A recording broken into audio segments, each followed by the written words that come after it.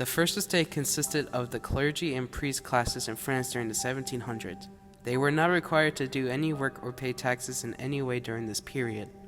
The First Estate only represented 1% of the population and owned 15% of the land in the country.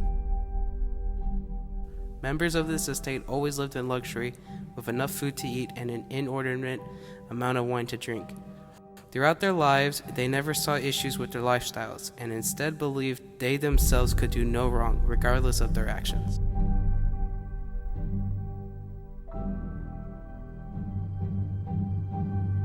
The Second Estate was slightly larger than the First Estate, at 2% of the population, with 25% of the land.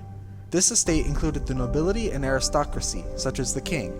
Like members of the First Estate, those who belonged to this one did not pay taxes either, except in wartime.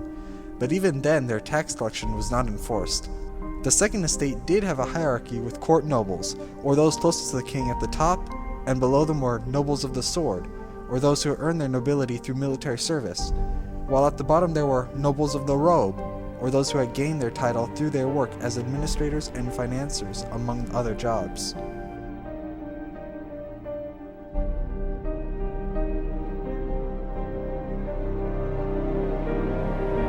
The Third Estate consisted of all the laborers, doctors, farmers, lawyers, and much more. They are the ones that did all the work for the First and Second Estate, and they are the ones who are paying all the taxes. The taxes being used for luxury in the Upper Estates. They also have no say in government decisions and were forced to do whatever the First and Second Estates told them to do.